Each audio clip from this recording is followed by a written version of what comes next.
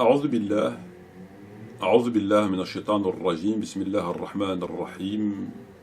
الحمد لله رب العالمين، والصلاة والسلام على سيدنا محمد وعلى آله وصحبه أجمعين. والسلام عليكم ورحمة الله وبركاته. Frères et sœurs, assalamu alaikum wa rahmatullahi wa barakatuh. J'espère que vous allez tous et toutes bien en cette fin d'après-midi, début de soirée de ce jour de jeudi 15 novembre. Il est précisément 18h41. Bonsoir à toutes les personnes n'étant pas de confession musulmane qui écoutent cette présente vidéo. Alors frères et sœurs, comme l'indique l'introduction de cette vidéo, nous allons Inch'Allah évoquer un extrait vidéo du shir Uthman al-Khamis. Uthman al-Khamis a fait une intervention parmi tant d'autres dans le cadre de ses activités au Koweït, me semble-t-il, dans laquelle il évoque la bataille dite de Siffin. Cette bataille qui a vu l'affrontement entre musulmans, une fitna entre musulmans, d'un côté Muawiyah ibn Abu Sufyan ibn Harb, et en face Ali ibn Abi Talib, radiallahu anhu. Et plus précisément un hadith figurant dans le Bukhari et Muslim, Sahih, concernant cette bataille. Alors, ce que nous allons faire, Inch'Allah, c'est d'écouter, le plus simple, c'est d'écouter intégralement l'extrait en question. Il ne dure qu'une poignée de minutes, et on se retrouve, Inch'Allah, immédiatement ensuite, afin de le commenter. Écoutons le shir Uthman al-Khamis. طيب. سائل يقول: ما صحة حديث عمار تقتله الفئة الباغية؟ هذا الحديث صحيح البخاري، أن النبي صلى الله عليه وسلم لما كان يبني المسجد النبوي فكان النبي يحمل حجرا والصحابة يحملون حجرا، كل واحد يحمل حجرا للبناء، وكان عمار يحمل حجرين يعني حرصه رضي الله عنه، فكان يتكلف فيحمل حجرين أثناء البناء. فقال النبي صلى الله عليه وسلم: ويح عمار تقتله الفئة الباغية، تقتله الفئة الباغية. هذا قاله النبي صلى الله عليه وسلم في بناء المسجد في السنة الثانية من الهجرة أو السنة الأولى من الهجرة، ولم يتحقق هذا الحديث إلا في سنة 37 من الهجرة، يعني بعد 35 سنة تقريبا أو 36 سنة تحقق هذا الحديث، فنسيه الكثير من الناس.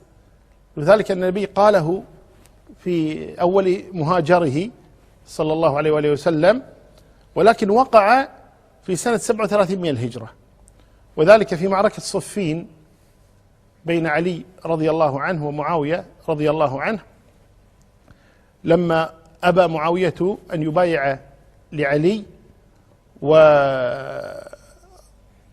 منه علي أن يبايع فرفض حتى يسلمه علي قتلة عثمان، فأبى عليه علي. على كل حال مسألة طويلة، لكن في نهاية الأمر خرج علي رضي الله عنه لقتال معاوية في الشام، وعلي كان في العراق رضي الله عنه، وكان عمار مع علي.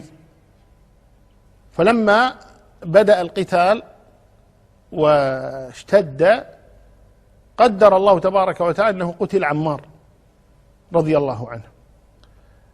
فلما قتل عمار كان ممن سمع النبي صلى الله عليه وسلم أو علم بهذا الحديث من النبي صلى الله عليه وسلم عبد الله بن عمرو بن العاص رضي الله عنه عن أبيه، فذهب إلى أبيه فقال: يا أبت قتل عمار، قتل عمار. فقال عمرو بن العاص: إنا لله وإنا إليه راجعون. فقال له عبد الله: وإني قد سمعت رسول الله صلى الله عليه وسلم يقول: عمار تقتله الفئة الباغية، فنحن الفئة الباغية. فذهب عمرو بن العاص إلى معاوية وقال له: لقد قتل عمار، فاسترجع معاوية. فقال له عمرو: وقد أخبرني ابني عبد الله أن النبي صلى الله عليه وسلم قال: عمار تقتله الفئة الباغية، فنحن الفئة الباغية. فقال له معاوية: بل قتله من أتى به، بل قتله من أتى به. وهذا الجواب من معاوية يعني غير صحيح طبعا، ولذلك لما ذكر هذا لعلي رضي الله عنه قيل له إنه ذكر هذا الحديث عند معاوية أن عمارا تقتله الفئة الباغية، فقال إنما قتله من أتى به، فقال علي رضي الله إذن رسول الله هو الذي قتل حمزة، لأنه هو الذي أتى به في معركة أحد كما هو معلوم. وشك أن جواب علي رضي الله عنه واضح. فالشاهد من هذا أنه أخذ أهل العلم من هذا الحديث أن أهل الشام كانوا هم الفئة الباغية، ولكن بعض المتصيدين يأخذون من هذا أن أهل الشام الفئة الباغية أنهم يكفرونهم والعياذ بالله، أو يستبيحون لعنهم أو الطعن فيهم، وهذا باطل من القول، بل من لعنهم فهو ملعون، وإنما هي فئة باغية وليست كافرة، والله سماهم مؤمنين، فقال سبحانه وتعالى وإن طائفتان من المؤمنين اقتتلوا فأصلحوا بينهما فإن بغت إحداهما على الأخرى فقاتلوا التي تبغي حتى تفيء إلى أمر الله فإن فاءت فأصلحوا بينهما بالعدل وأقسطوا إن الله يحب المقسطين إنما المؤمنون إخوة فأصلحوا بين أخويكم واتقوا الله لعلكم ترحمون. فسماهم إخوة سبحانه وتعالى، ولا تكون الأخوة إلا بين المؤمنين. فالله وصفهم بالإيمان، ويريد أهل الباطل أن يصفوهم بالنفاق والكفر والشقاق والعياذ بالله، وهذا باطل من القول وهو مرفوض لا شك في هذا. فالصحيح أن عمار قتلته الفئة الباغية، والفئة الباغية كانت هي أهل الشام رحمه الله تبارك وتعالى، ليسوا كافرين وإنما أخطأوا رضي الله عنهم، وكان يجب عليهم أن يبايعوا لعلي وأن يتابعوه رضي الله عنه وأرضاه. نعم. Alors frères et sœurs, nous avons entendu, nous avons écouté le Cheikh Othman al-Khamis nous expliquer un certain nombre de choses en rapport avec cette bataille. Finalement, son intervention peut se résumer au fait qu'il nous a fait le sharh, l'explication du hadith sahih dans le Bukhari et Muslim. Sahih, Bukhari et Muslim. En rapport avec cette bataille. Il nous dit que le prophète Mohammed a dit concernant cette bataille, taqtulu'u, ça renvoie à qui? Ammar ibn Yasser, al-fi'atu al-baghiya, il sera tué par le groupe des rebelles. Et nous savons tous que celui-ci est mort en combattant aux côtés de Ali. Il a donc été tué par le groupe de rebelles qui était Muawiyah et ses soldats. La bataille de Siffin eut lieu en juillet 657. Le plus fort de la bataille se produisit le 19 ou le 20 juillet. Le 1 et le 2 Safar de l'an 37 de l'Hégire, sur les rives de l'Euphrate, près de la ville syrienne actuelle de Raqqa. Il fut le dernier combat entre Muawiyah et Ali. 135 000 hommes du côté de Muawiyah, 130 000 hommes du côté de Ali, 45 000 tués du côté de Muawiyah, 25 000 tués du côté de Ali. C'est une bataille extrêmement sanglante, beaucoup de morts, sans compter ceux qui sont morts ensuite, suite à leurs blessures, et tous, me semble-t-il, de confession musulmane. Les musulmans se sont donc entretués peu de temps après la mort du prophète, puisque elle s'est déroulée, nous dit-on, en l'an 37 de l'Hégire. Nous savons que le prophète, me semble-t-il, est mort en l'an 11 de l'Hégire. Alors effectivement, c'est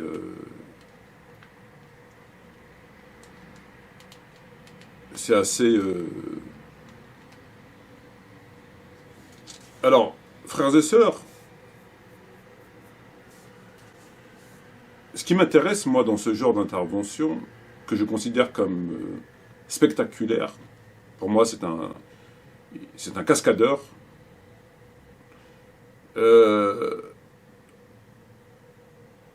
Alors, en même temps, je ne suis pas tout à fait surpris, parce que lorsque il répond à cette question, finalement, on n'est pas dans le cadre de questions-réponses.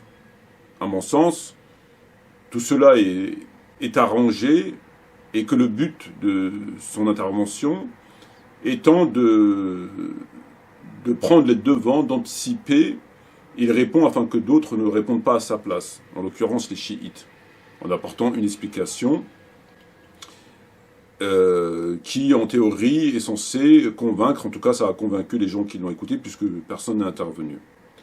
Alors je trouve ça extrêmement spectaculaire, c'est un cascadeur, comme je viens de le dire, parce que moi, qui est un musulman, alhamdoulilah, je dirais sunnite par opposition au chiisme, uniquement. Après, j'ai mes avis sur tous les sujets en rapport avec ce que j'ai pu dire maintenant. Par exemple, je ne considère pas que Bukhari et Muslim soient intégralement authentiques. C'est que, non seulement c'est un shir, donc il y a une certaine crédibilité, c'est pas la personne qui va dire tout et n'importe quoi, et qui a adopté un minhaj que l'on connaît, qui est majoritairement celui du Maghreb, essentiellement sur la toile, sur Internet. Et dans ce minhaj, on considère, de façon scientifique nous dit-on, que Muawiyah est un noble compagnon parmi les compagnons, qu'il n'a jamais fait, enfin il n'a pas pu se faire de mal, d'hérésie, que cela. On peut lui reprocher un certain nombre de détails, va-t-on dire, de petites bêtises, mais pas plus. En tout cas, à l'opposé du portrait qui est fait par les chiites. Et là où c'est spectaculaire, c'est que lorsque on lit le Bukhari Muslim essentiellement, et qu'on y trouve un certain nombre de textes, notamment le jour du jeudi, ou la bataille de Siffin, la bataille du chameau, et d'autres textes, d'autres qui ne sont pas dans le Bukhari Muslim, mais qui sont validés par eux-mêmes,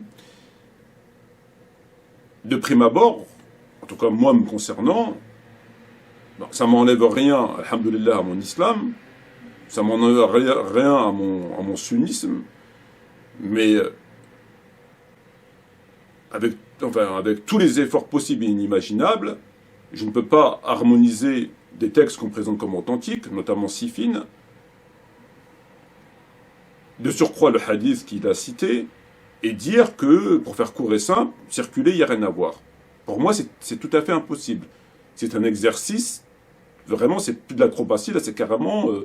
c'est tout simplement pas possible. Alors là où c'est intéressant pour moi, c'est que je me dis, tiens, voilà, et j'ai envie de dire, alhamdoulilah, j'ai mal compris les textes. Je n'ai pas assez de science, je ne suis pas un shir, moins encore un savant, pas du tout un érudit, je suis un simple musulman parmi les musulmans qui, de temps à autre, feuillette des livres. Mais j'ai quand même un cerveau. Et j'ai surtout pour moi mon impartialité. Je suis quelqu'un je considère honnête. Et je ne crains, en ce sens, le blâme d'aucun blâmeur. Et quand je lis ces textes, je me dis non, il faut choisir. Ou bien tu valides ces textes en disant qu'ils sont sahih, ou bien tu les rejettes, mais si tu les valides, tu ne peux pas adopter ce courant de pensée qui te dit circuler, il n'y a rien à voir. C'est pas possible. Donc lorsque j'entends qu'un shir va répondre en harmonisant les deux positions, je me dis c'est tout à fait intéressant. Si l'entrée était payante, j'aurais payé pour écouter les réponses, afin d'enlever dans ma tête ces mauvaises idées, ces idées diaboliques. Moi, ma réponse, ma position concernant le jour du jeudi, ou la bataille de Siffin, la bataille du chameau, etc., ma position en tant que musulman sunnite, elle est très simple. En tant que musulman sunnite, entre guillemets sunnite, elle est très simple. C'est que je considère simplement que le jour du jeudi, la bataille de Siffin, du chameau, et d'autres textes, qu'ils soient dans Bukhari ou pas, en tout cas de sources sunnites, entre guillemets, c'est que pour moi, ces récits sont tout simplement hors prévention.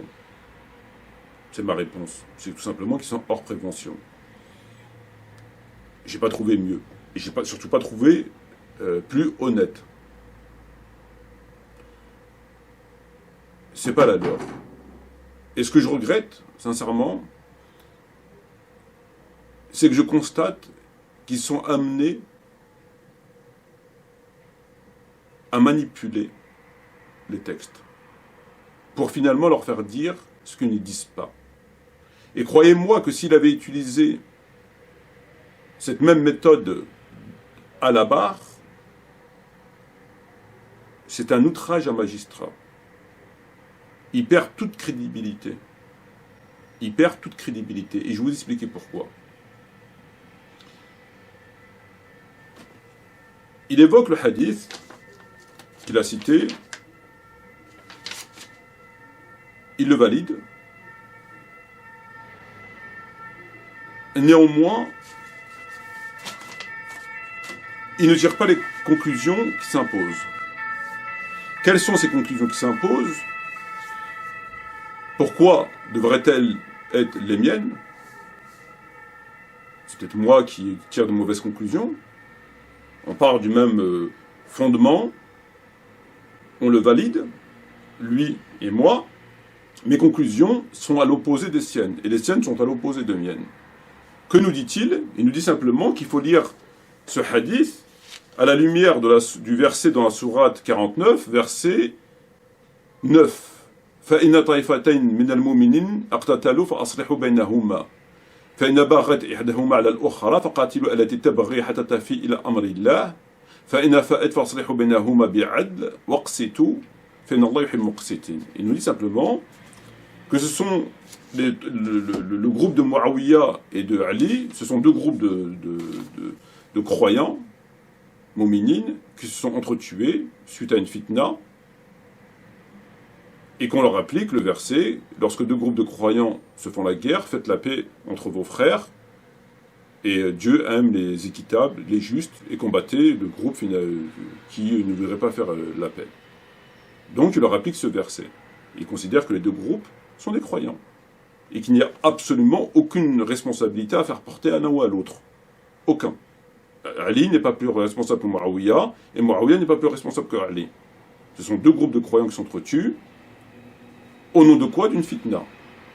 Dans le cadre de cette fitna, c'est quoi? C'est un dramatique événement qui est survenu, qui a conduit des musulmans à s'entretuer, alors que tous les deux, a priori, sont sincères, sont bien intentionnés. C'est la fitna. C'est pas volontaire. Ils ne cherchent pas à ne pas respecter le Coran, à violer les lois de Dieu, etc., etc. Ils sont tous les deux croyants, il y a une fitna qui est survenue, tous les deux pensent qu'ils ont raison, les conséquences c'est qu'il y a eu des morts, c'est une fitna, Allah jugera le jour des comptes. Voilà la position du Cheikh Othman al-Khamis. C'est pas la mienne. Alors qui a raison, qui a tort? Que dis-je moi? Moi je lui applique à Muawiyah le verset qui dit وَمَنْ يَقْتَلْ مُؤْمِنًا مُتَعَمِدًا فَجَزَاؤُهُ جَهَنَّمَ خَالِدًا فِيهَا وَغَضَبَ اللَّهُ عَلَيْهِ وَلَعَنَهُ وَأَعَدَّ لَهُ الْعَذَابَ الْعَظِيمَ. وَمَنْ يَقْتَلْ مُؤْمِنًا مُتَعَمِدًا, celui qui tue un croyant volontairement, فَجَزَاؤُهُ جَهَنَّمَ خَالِدًا فِيهَا, éternellement en enfer. وَغَضَبَ اللَّهُ عَلَيْهِ, et Dieu est en colère contre lui, وَلَعَنَهُ, et l'a maudit, وَعَدَّ لَهُ الْعَذَابَ الْعَظِيمَ, il a préparé un châtiment douloureux. Moi, je lui applique ce verset. Pour moi, ce verset s'applique à Muawiyah. Ces troupes, à titre individuel, on ne sait pas si un était manipulé ou pas, mais les généraux, la tête pensante, Muawiyah et ses acolytes, je leur applique ce verset. Et aucunement le verset qu'il a cité. Le verset qu'il a cité ne s'applique pas à Muawiyah. Aucunement, jamais. Impossible. Pour lui, si.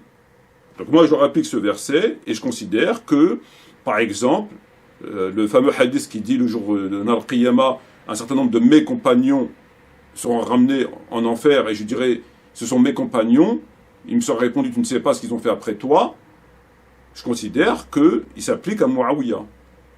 Il en porte l'entière responsabilité de tout ce sang qui a été versé. Et pour moi, ce n'est pas une fitna. Ce n'est pas une fitna au sens étymologique, au sens strict du terme.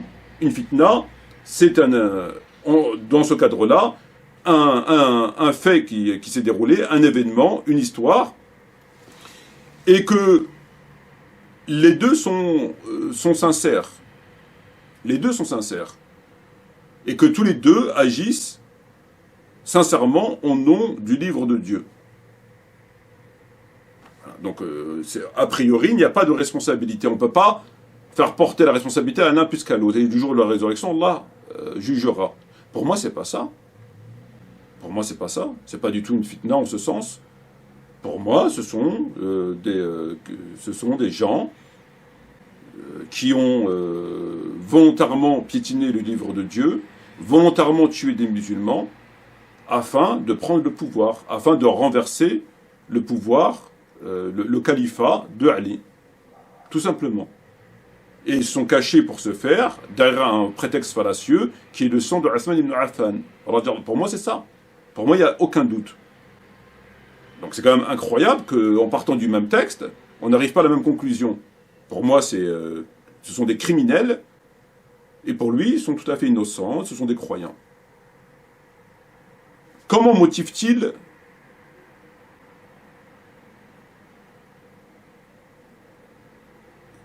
son récit? Comment motive-t-il sa décision, sa position? Uniquement partant du hadith, Taqtulu fitna barriya, etc., et que c'est une fitna, et que voilà. Oui, mais le problème, faudrait-il encore, frères et sœurs, qui citent le hadith intégralement? S'ils nous coupent la moitié du propos du prophète Mohammed, ça va causer problème. Et apparemment, ils aiment bien jouer du ciseau. On le voit constamment. À chaque fois, il manque un morceau. Comme par rapport à Tarawih. Et le hadith, qu'est-ce qu'il dit dans le Bukhari, dans le Muslim? Il dit effectivement, Taqtuluhu fi bariya. Effectivement, mais il n'est pas terminé. Yad'uhum ila jannah wa yad'una'u ila an-nar. Il les appellera au paradis et ils l'appelleront en enfer. Ah, ben c'est plus pareil là. C'est plus du tout la même chose. Ben, s'il enlève la moitié du hadith, il n'a pas cité, vous reprenez la vidéo du début à la fin, il cite que le début. Il sera tué, Taqtuluhu fi al-bariya. Il sera tué dans la fitna, c'est tout. Donc il n'y a pas de responsabilité. On ne peut pas savoir, c'est une fitna. Voilà, bon, c'est une fitna, malheureusement ça arrive. Fitna. Oui, mais le problème c'est qu'il n'est pas fini. Yad'uhum ila jannah wa yad'una'u ila an-nar. Alors qu'il les appellera au paradis, ils l'appelleront en enfer. Et ce passage, ce propos du prophète qui est dans le hadith, il ne l'a pas cité. Parce que s'il venait à le citer, il ne peut plus honnêtement considérer ce qu'il a considéré. Parce que ce passage nous indique clairement que lui, il les appelle au paradis. Et que eux, ils l'appellent en enfer. Ça veut dire que c'est le groupe de l'enfer. Quand on te dit que tu appelles quelqu'un en enfer, c'est que tu es toi-même en enfer. Tu appelles quelqu'un en enfer. Ton acte, si je respecte ta proposition, c'est une proposition qui m'emmène en enfer. Donc ici, le texte, comment on le comprend? On le comprend que ce sont le groupe non seulement de rebelles, non seulement des injustes, mais qui appellent en enfer. Et ce propos du prophète Mohammed, il ne l'a pas cité, alors qu'il fait partie du hadith. Il a pris qu'une partie du hadith. Et il a conclu avec une partie du hadith. Et le prophète a dit, il a décrété, il a annoncé que ce sont des gens de l'enfer. Et pour qu'ils puissent être en enfer, on ne peut par conséquent ne plus leur appliquer le statut en rapport avec la fitna. La fitna, dans la fitna, tu as la présomption d'innocence. La fitna te permet de t'en sortir par la présomption d'innocence. Par le fait que tu ne savais pas, tu as cru bien faire. C'est une fitna. Donc, on ne peut pas, tu n'es pas responsable. Tu as cru en agissant de cette façon, tu faisais bien. Mais ici, le prophète ne leur a pas appliqué le statut que c'était des gens qui étaient induits en erreur. Il dit, tu seras tué par le groupe de rebelles. Il n'a pas dit tu seras tué dans une fitna, et ça s'arrête là. Il a dit tu seras tué par le groupe de rebelles. Il dit que ce sont eux les rebelles. Ils se rebellent contre l'autorité. Donc déjà, en soi, se rebeller contre l'autorité, c'est haram, tout le monde le sait. Quand tu te rebelles contre l'autorité, tu es fautif. Mais on peut considérer que tu t'es rebellé contre l'autorité par voie de fitna. Pas volontairement. Tu t'es pas levé un matin en disant ouais, je vais me rebeller contre l'autorité. Et je vais tuer tout ce qu'il y a sur mon chemin. Mon passage. Non. Pas du tout. Il dit, ils sont des rebelles, donc ils se rebellent contre l'autorité, c'est haram, mais par quelle voie? La voie de la fitna ou la voie de la rébellion au sens strict du terme? La voie de la fitna permet de s'en sortir par la présomption d'innocence, par la possibilité que c'est pas volontaire. Je me suis rebellé contre l'autorité en pensant que c'était conforme à l'islam parce qu'il s'est passé telle et telle chose. Et Dieu dit telle et telle chose. Je me suis rebellé contre l'autorité pour prendre le pouvoir, renverser le pouvoir. C'est pas la même chose. Un, t'assumes tout, l'autre, on verra le jour des comptes. Et là, le prophète, quand il dit le groupe de rebelles, il leur donne le statut de rebelle, de rébellion, qui se rebellent, ok? Mais en quelle nature, en quel sens? Ah ben, il nous le dit, le prophète. Tu les appelleras en enfer et t'appelleront au paradis. Donc, il leur applique pas la fitna au sens strict du terme, mais il leur applique le fait qu'ils sont pleinement responsables des conséquences qui en découlent. Sinon, le prophète ne parlerait pas de feu. Il dirait pas « Yad'uhum ila jannah wa yad'una'u ila an-nar ». Et le prophète considère en ce sens qu'ils sont en enfer, ces gens. Parce qu'il dit « Yad'uhum ila an-nar ». C'est comme les fameux hadiths, les prédicateurs aux portes de l'enfer, etc., etc. Donc ce hadith, quand on le lit intégralement, il n'y a pas besoin d'avoir fait des études à l'Azhar et de connaître la jurisprudence et que sais-je, pour comprendre qu'effectivement, on valide que le groupe de rebelles, c'est le groupe de Muawiyah, puisqu'il le dit clairement, Taqtulu fitna al-Bariya, donc c'est clair. Dans quel sens? Rébellion volontaire, involontaire, due au fait de la fitna ou que sais-je? Non. Considérant que leur responsabilité est pleinement engagée dans la mesure où ils vont en enfer.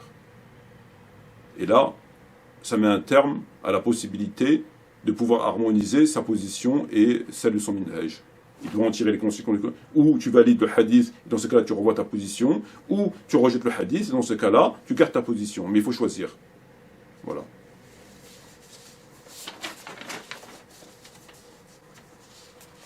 C'est quand même incroyable comment il manipule les textes. Comment peut-on se permettre de couper un hadith? Cite-le intégralement. Pourquoi tu dis que tu... Par contre, pour prendre le temps de nous expliquer que, oui, c'était une histoire, un jour, Ammar ibn Yasser est porté 2 pierres, alors que d'autres portaient 1 pierre, pour la construction de la mosquée, que le prophète... Ça, il prend son temps, ça. Ça, il n'y a pas de problème, il connaît l'histoire par cœur, il prend son temps pour nous raconter... Et enfin, c'est quand même incroyable. Il prend son temps pour nous raconter des choses qui c'est bien pour les récits, oui, c'est bien, c'est émouvant, c'est nostalgique, il n'y a pas de problème. Mais là, le but étant de nous intéresser aux éléments de nature. On est quand même dans une affaire criminelle. Donc bon, c'est bien, tu nous racontes les pierres, il faisait beau, c'était un jour d'été, voilà, les oiseaux chantaient, machin, etc. Mais là, on n'est pas en train de parler d'un récit anodin. Enfin, voilà, on est en train de parler de 100 musulmans qui ont été tués, qui ont été massacrés, qui ont renversé l'autorité califale, la fitna, les veuves, les orphelins, puis après Yazid. Enfin, c'est quand même grave, quoi. Je veux dire, donc on s'en fout un petit peu de tes histoires à côté. Sois précis sur le texte, sois précis sur la loi, sois précis sur sur quoi tu vas juger. Enfin, voilà. Donc ils font ça exprès, me semble-t-il, pour endormir un petit peu les gens, pour les distraire, hein, voilà, comme ils savent si bien faire. Et puis au moment où à partir du moment où il évoque le texte, et là on rentre dans la loi, on rentre dans le concret, hein, ce qui va déterminer notre position, ben là il a oublié la moitié du texte.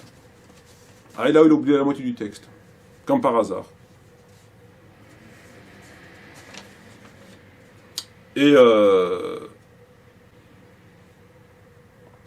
Et voilà. Puis après, bon, il nous explique que... Et je constate qu'ils ont fait la même chose avec le tarawih. Le hadith de tarawih, intégralement, qui figure dans un Nasa'i ou ailleurs, ou qui figure de façon séparée dans le Bukhari et le Muslim, mais qu'on doit recoller, ou si on ne le recolle pas, on tire les conclusions qui s'imposent par la chronologie, ce que j'ai expliqué, donc on arrive toujours à la même conclusion. Le hadith intégralement, le propos intégral, فَصَلُّوا أَيُّهَا النَّاسِ فِي بُيُوتِكُمْ فَصَلُّوا أَيُّهَا النَّاسِ فِي بُيُوتِكُمْ فَإِنَّ أَفْضَلَ الصَّلَاةِ صَلَاةُ الْمَرْءِ فِي بَيْتِهِ الْمَكْتُوبَةِ. Très bien. Ça, c'est le hadith intégral. C'est la phrase intégrale. Lorsqu'on regarde les livres, notamment les livres de fiqh, toujours dans ce même courant, de ce même minhaj, on se rend compte que ils prennent que la seconde partie du hadith. Ils te disent Afdal as-salat salat al-mar'i fi bayti la maktuba. Et ils te disent bon, c'est pour ça que des savants disent que c'est mieux à la maison, etc. Ils prennent que la seconde partie. Afdal as-salat salat al-mar'i fi bayti la maktuba. Et après ils expliquent. Donc quand toi tu lis ces livres, le mec qui lit le livre, il va dans le chapitre Qiyam al-Layl, etc. Et il lit le livre. Moi je prends un des livres de fiqh, je lis le livre, j'arrive dans le chapitre Bab Tarawih ou Bab je sais pas quoi, Bab Qiyam al-Layl ou que sais-je, ça dépend comment ils ont envie de l'appeler, et je lis est-ce qu'il faut prier à la mosquée, machin, etc. Afdal salat salat fi bayti la maktuba, etc. Les savants divergés, etc. Certains disent que c'est mieux, c'est moins mieux, mais nanana. Bon. Je connais pas le sujet. Je connais pas, bon, j'ai mis comme ça. Pour moi, leur explication, elle est valable. Tout à fait valable. C'est mieux, bon, bah c'est mieux, c'est pas obligatoire, c'est pas interdit, bon, c'est mieux, bon. Mais le problème, c'est qu'ils ont enlevé la moitié. Ils ont enlevé le plus important. Ils ont enlevé quoi? Ils ont enlevé « Fasallu ayyunas fi buyutikum ». Fasallu ayyunas fi buyutikum. Et ensuite, « Afdal salat salat ma'i fi bayti la maktuba ». Donc quand on lève ce qui va déterminer si c'est une obligation ou pas, ce passage-là, c'est le passage le plus important. Parce que ce passage-là nous dit comment on doit comprendre le texte. Fasallu ayyuhannas fi buyutikum, on comprend qu'ici, c'est un impératif, une injonction, et que le prophète ne donne pas le choix. Donc, le reste de Afdal salat salat al-ma'i fi bayti, ça, c'est pas important. Ça, c'est une explication. C'est qu'une explication. Pourquoi? Parce que la mère des prières, c'est une explication. Mais explication qui repose sur un fondement de l'obligation ou du conseil. Et encore, faudrait-il le savoir, il faut qu'ils nous disent c'est quoi. Il ne faut pas qu'ils enlèvent. Mais ils l'ont enlevé. Donc on ne peut pas savoir le support, est-ce qu'il est obligatoire ou surrogatoire, puisqu'ils l'ont enlevé. C'est comme si on cite le hadith, la meilleure prière pour une femme est celle qui est faite chez elle. Ou la meilleure prière pour un homme, le meilleur rang pour un homme est le premier, et le pire est le dernier. Le pire rang pour la femme est le premier, et le meilleur est le dernier. La prière dans ma mosquée à Médine, la mosquée du prophète Mohammed sallam, est meilleure que toute prière ailleurs. Ici, on a le même terme, afdal. Le même terme qui est utilisé dans les rangs ou dans la prière de la femme, et c'est le même terme. Mais est-ce que c'est une interdiction pour la femme de prier à la mosquée? Non. Afdal salat al-mar'a fi baytiha, c'est tout. Mais est-ce que c'est une interdiction? Non. Est-ce que c'est une interdiction à l'homme de prier au 2e, au 3e, au 20e ou 30e rang? Non. Il dit simplement le meilleur rang, afdal. Est-ce que le prophète interdit de prier ailleurs? Au nom du hadith, afdal salat fi masjidi? Non. Il a simplement dit la meilleure prière, etc. Donc ici, lorsqu'on lit le texte, on comprend que c'est pas une interdiction à la fin de venir à la mosquée. Il a dit simplement c'est mieux, c'est tout. C'est mieux, mais si tu veux venir, ben viens. Mais c'est mieux que tu pries chez toi. Donc on est dans le cadre de la recommandation. Mais pour Tarawih, le hadith Tarawih, c'est pas la même chose. C'est pas ce qu'il dit le prophète. Il dit Fasallu ayyuhannas fi buyutikum.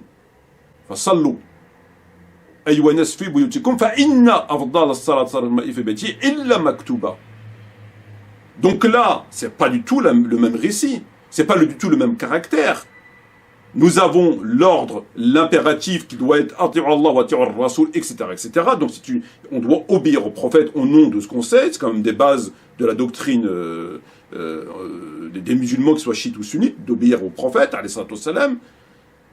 Et ensuite, on a la raison, l'explication, qui est secondaire. Ben, eux, ils écartent le premier élément le plus important, qui détermine si c'est une obligation ou une recommandation, ils mettent que le deuxième élément. Donc, ils ont réduit le hadith de Tarawih au même niveau que la prière de la femme chez elle, que le premier rang pour l'homme, que le dernier rang pour la femme, que de prier dans la mosquée du prophète. Ils l'ont réduit au même niveau. Ils dégagent le plus important. Et dans le livre de fiqh, écrit le plus souvent par ce minhaj, ils écartent le fondement, le statut, le caractère, et ils laissent le reste. Alors quand tu sais pas, ben tu le lis.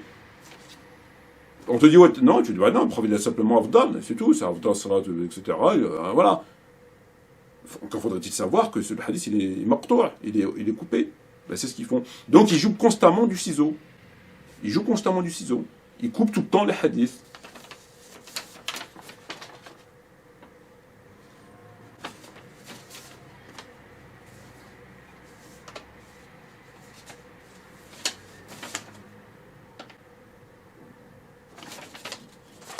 Voilà, donc, maintenant, ce qu'il devrait faire, s'il est honnête un tant soit peu, c'est qu'il reprenne le dalil, mais intégralement. Prends tout le hadith. Maintenant, donne-nous ton explication. Si en prenant tout le hadith, pourrait-il nous donner la même explication? En reprenant tout le hadith. تقتلوه فإن الباغية يدعوهم إلى الجنة ويدعونه إلى النار. يدعونهم إلى الجنة ويدعوهم إلى النار. Est-ce qu'il peut là tenir les mêmes propos? Est-ce qu'il peut les appeler al-mu'minin?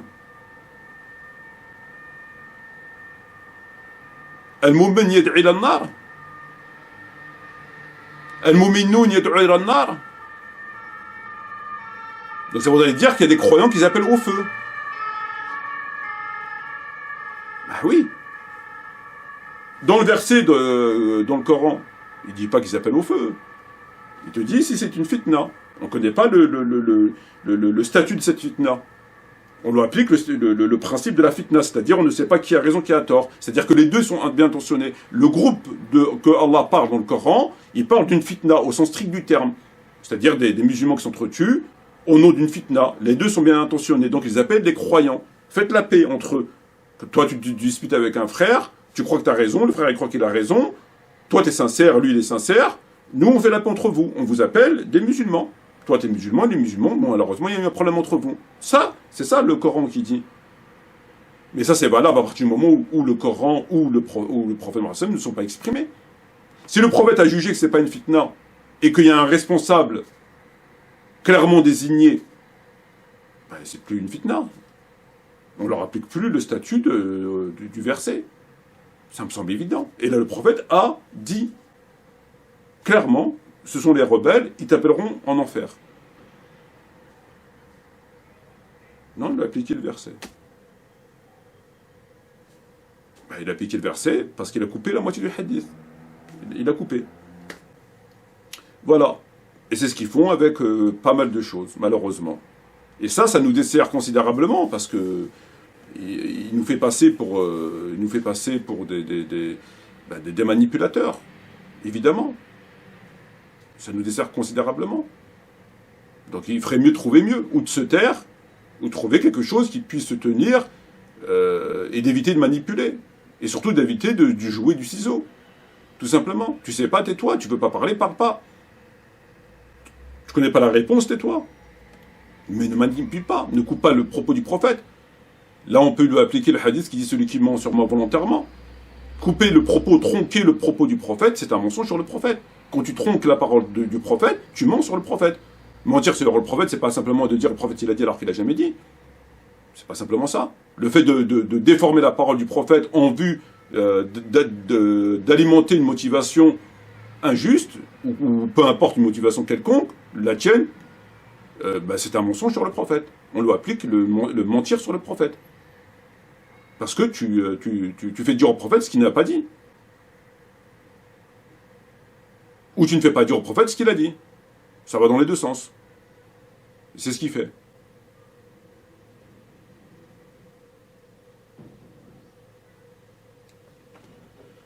Sur ce, je vous dis assalamu alaikum wa rahmatullahi wa barakatuh et à bientôt, Inch'Allah.